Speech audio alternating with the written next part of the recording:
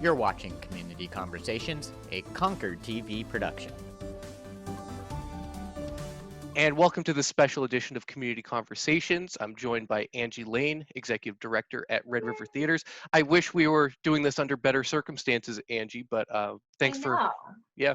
First off, how are you and your staff, and how are you all feeling and doing? Yeah, so we closed our doors on March 17th, which, gosh, I don't, like, the days are just running together now. So, Yeah. I mean, it's been tough. Like, no, we can't lie and say that it isn't, the uncertainty isn't anxiety producing. And, obviously, as we had talked about before, like, this is unprecedented. And so we don't have a roadmap. There is no roadmap on how to do things right now. And so we're really just focused on day to day. We did have to lay off our theater staff. So those are all our part-time staff, it was tough, but we have our management staff still working remotely as best as they can on projects that we have in the theater that, we're looking at the silver linings, like, oh, we really wanted to work on these projects, so I guess we can do that. And we are exploring all of the opportunities through the federal stimulus packages just to apply for all of those opportunities, and kind of waiting to hear back from that, which we hope to hear back soon, because I think that would give us some breathing room, as it would for, frankly, any business or organization right now. So, I mean, I can't speak for everyone on my team, but right now I think we're kind of just in that hang in there mode, because we know it's like a marathon. Like, we can't just all of a sudden, like, just hit it out of the gates and then expect that this is going to be done in a couple weeks. So. Yep. Yeah, I mean, you said it exactly. There's no roadmap for this. And another silver lining is now we have a roadmap for this from now on. Now we actually, if something like this happened again, or Yeah. I really want to make some t-shirts or something, Josh, like pandemic 2020, we did it. For, like, especially, I mean, you're a nonprofit, I'm a nonprofit. Yeah. We're always kind of racing and pushing ourselves to just, make sure that the doors are open, that we have all our programming. Yep. And now here we are under these, like, even like stressful circumstances that make us have to rethink every kind of like every model that we've been working under, like every fundraising model, every event model.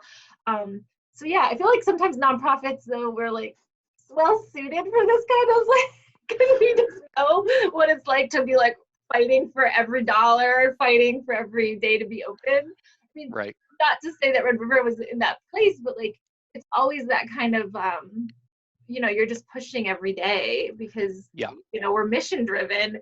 Obviously we do want to make a profit, but we're all about mission and community. So when you take out the fact that we don't have people or community, it's really hard to like keep focused on how to operate. So. And but what's interesting is that really our missions haven't changed at all. Looking at Concord TV's mission or Red River Theaters, but it's the way of delivering it that has completely our world has flipped upside down. And so for Concord TV, that means doing a lot of these like Zoom interviews and still creating content. But we can't have our summer camps like we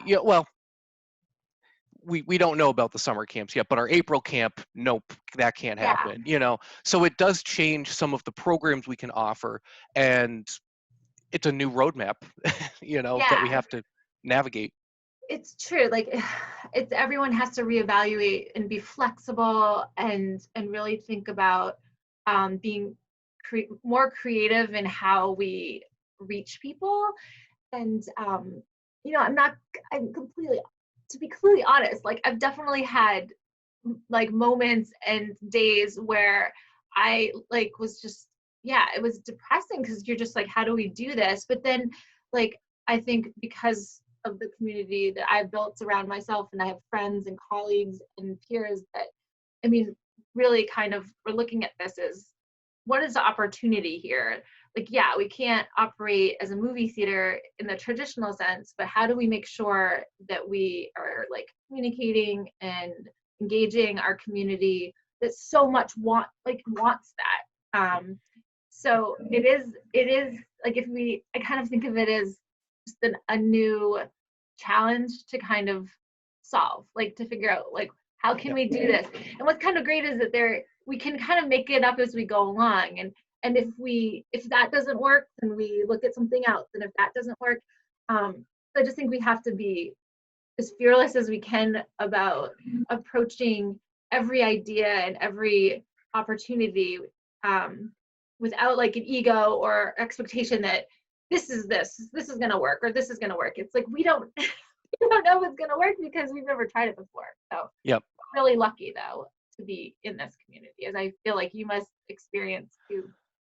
Yeah, Concord. I always knew that Concord is a special place, and this just the way that small business and nonprofits and the city and school district were so quick to try to adapt. And I know this hasn't been perfect for everyone, and it's not an ideal situation, but Concord is just such a strong, tight-knit community. So we're going to emerge from the other side of this. It's just a matter of doing it safely and how long until we get to the other side of this. But you mentioned, trying new things, being fearless. I agree. I'm going to take that to heart with what we do at Concord TV. One thing that you guys introduced is a concept of a virtual cinema, which I thought was kind of cool. And that you've had a couple of movies come out that people can basically rent the movie and the funds go to Red River Theaters. If I'm correct, could you tell me more about that a little bit? Sure. And it's really a credit to the distributors, like trying to pivot because obviously there is a huge loss of revenue for anyone making a movie, and release dates are being pushed back, and it's sad because it's like you just see the domino effect of everything. But the virtual cinema is just it's a great way to engage people. So like I kind of phrase it as like we can't be together, but like let's still share these things that we value about what Red River brings, but in our own home.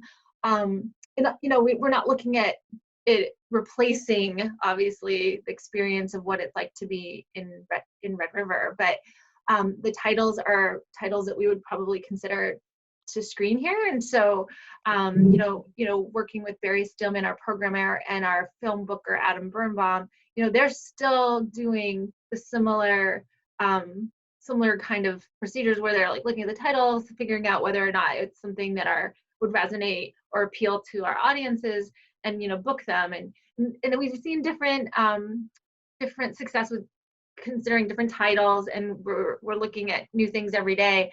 But it has been a nice way to like still connect with people through film, because that's what we do here when we're open. So right now, when everyone has to stay inside or basically not gather, it's kind of nice to know that we're still connecting through film. So.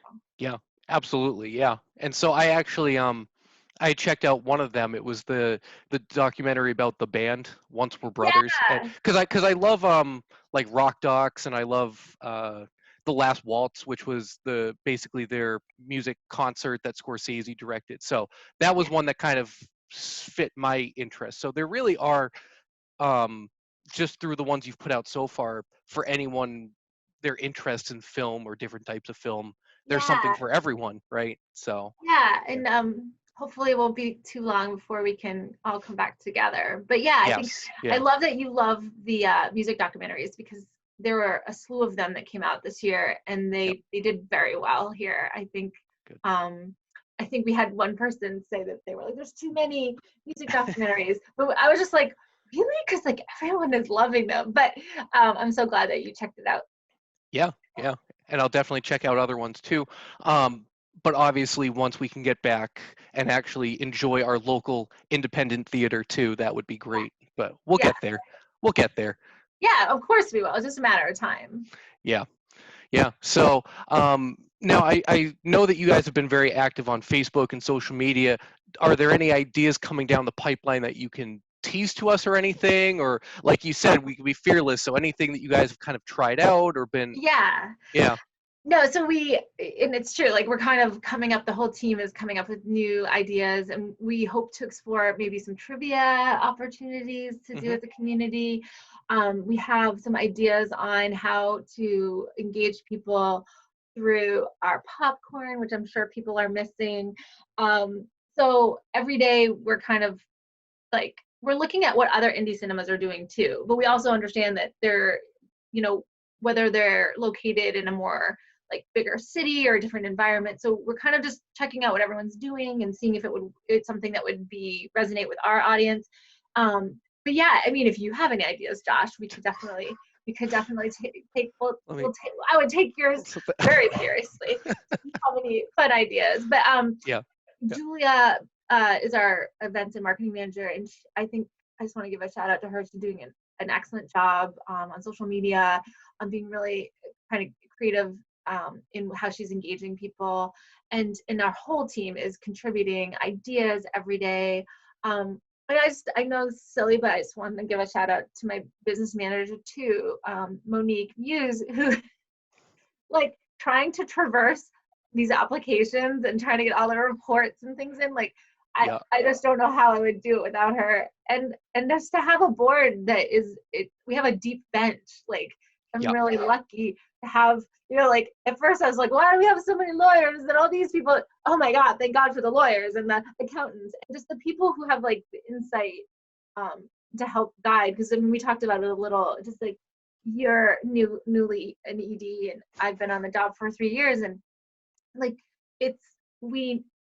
especially at times like this, like we need to be able to have people we can rely on, like people who have the expertise to guide us, because we have to make these decisions, but we need people to give us information in order for us to be able to, go down these paths of uncharted territories. So I just wanted to like make sure that everyone knows that like it's definitely not just me. Like Red River is bigger than any one person. It's and behind the scenes we're all still like just raring to go, because I think if anything it just makes you really appreciate people, like people you don't even know that are in the lobby just enjoying things. And you think about going to the movies as maybe something where you're not communicating because you're sitting in the movie, but it's so not that way. People burst out and they're talking about the movie. They're either arguing points or want to talk about it more. And now it's like dark in there and quiet, and it's so funny because the value isn't like what we are, it's the people that bring the value. So can you tell how much we miss everyone? As an extrovert, this is killing me. It's like we're the people. So yeah, I mean, I think because you guys are out in the community so much, interact with people all the time, and so now here you are having to interact like on screen, and it's not the same.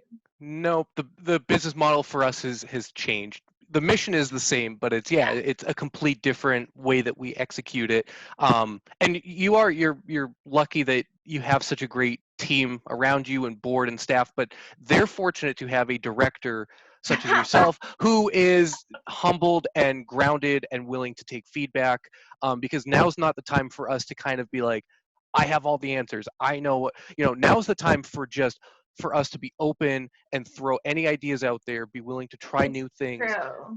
Like we have to, it's a humbling experience for any of us, but and that's sort of always been my mindset anyways. I think that's sort of my style anyways, is to get input, to make the best decisions, get as many different, feedback as I can. Yeah. No, totally. And I think and I'm okay now, but like, I mean, there's days where people have to tell me like, hey, it's gonna be okay, and like you can do it. But also I think it's been really nice to be able to talk to other organizational leaders, have my friends and family just kind of like remind me that everything's gonna be okay, because I think the worst part about being isolated is you can really start thinking like, oh my God, like oh my God, I'm in charge, or oh my God, like I've never had to, figure out this, or, so I think it's really good that we have technology now. I mean, it's not a substitute, but like, it's nice to be able to see my friends' faces, to have them tell me how crazy it is to be teaching kids and so like I'm like, okay, I have a cat, I guess that's good. I mean, I just need to feed him, so I think that we are all dealing with our own stuff, and I think we just have to be kind to one another, because this isn't a time to be less human. It's like a time to be more human, like to really to like consider what the other person is going through and consider the challenges that they're facing. And in some ways it just I'm trying to focus on the fact that like I'm hope that I won't forget this feeling, and that I will wholly appreciate all of those everyday encounters, even the annoying ones. Like, I have to stand in line for this. It's like, I'm standing in line like 2 feet away from this person. The little things in life, huh? It's true. And just hugging Yep. someone or shaking their hand. Yeah, I think that like, I didn't expect all the psychological like stuff, because I thought like, oh, I can do this. I love Netflix. I love watching movies at home and reading like a book, or no, let's be real, I don't really read all. I have a ton of half-read books, but, like catching up on all the stuff. Same here. But I just think that like I just hope that I remember this, that I don't go back to the old my life again and forget how much I missed everything. So. Yeah. No, I think we will all be better for it as long as everyone just stays safe and gets through it. One last thing, kind of before we wrap up, is I just wanted to kind of, for our audience, emphasize that the arts community in Concord has been growing and getting stronger and has been thriving leading up to this whole health crisis, and that we want our arts community to emerge from the other side of this. Yes. So just to remind anyone who's watching this, people who live in the Concord area, to once things are safe again, and we don't know when that's going to be, but to support Red River Theaters and the Cap Center and the Audi and so on and so on, and I can't name them all. We have such a great performance or just arts community, and so Angie, you guys are certainly one slice of that pie for sure. But I'm just worried that on the other side of this, people need to, once it's safe to do so, support those organizations. And this is what I would say is that the number one priority for everyone right now is their own health and safety. Absolutely. And they need to be able to feel that they can take care of everything they usually take care of. But if they can, and they do have the opportunity to give to any arts organization, and of course, I would love that to be Red River, but arts organizations, we need you more than ever, because we are going to get through this, and we do want to open our doors. And no matter what, whether you value what a particular arts organization brings to the community, maybe you've never come to Red River, but you have to agree that Red River, the Capital Center for the Arts, the Bank of New Hampshire Stage, the League of New Hampshire Craftsmen, the Concord Community Music School, Kimball Jenkins, like the list goes on and on. We make this community a good community to live in. We make it viable. We bring in money, and we create a place where people want to live. So if you never walk through any of our doors, but you really love the community you live in, and you value a community that values the arts like our community does, and understands that the arts are not frivolous, they are not just something to go out and enjoy on a Friday night, or it is the soul of a community. It means that we are alive. And I always use this example, and I don't care when I use it again, but we are proof of life. We are proof that something amazing is happening here. It means that we will attract businesses, we will attract people, we will attract families, we will attract people who want to live in a community that is alive. And we are proof of that. So if someone was to look at our planet or look at this city and try to understand it, they would understand it a little more by understanding the fact that we have such a vibrant arts community, and that we are a financial force. And we bring people together. So if you want to live in a city like that, then Concord is that city. And if you never come to any of our arts events or do anything else, you still value the fact that Concord's a pretty awesome city to be in. But yeah, like Josh, thanks so much for the opportunity and for like inviting me, just because I think we're on the same team. We love the city, we love the arts, and I think it's so wonderful to have opportunity to share to share. We can tell I'm all bottled up because I haven't been talking to anybody, but it's like, this is an opportunity to be able to like reach out even virtually to everyone and say, we're still here. We're just kind of sleeping. And when we wake up again, like we want people to return, and we hope that they'll support us even when we're not necessarily open. That was perfect, Angie. You summed it up better than I think I could have ever articulated. Yeah, that's been bottled up, but no, it's good that we're able to have these conversations, whether they're for Concord TV programming or just us, nonprofit directors, just having conversations about what we're doing and how we're getting through this. This has been helpful for me, I think. Oh, I like it. I feel like I'm talking to someone who's like, you're like at mission control. I know with my head's, yeah, right, doing a countdown for Yeah, because I feel launch like or I'm in something. Yeah. space.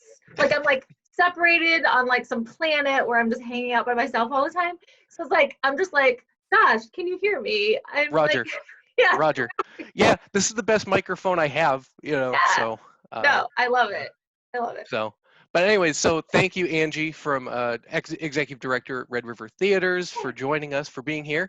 And that's it for the show. And please stay tuned to Concord TV for other community updates from nonprofits, Chamber of Commerce, city, school district, Yay. and so on and so on. So stay safe, and we'll see you all next time. Thank you.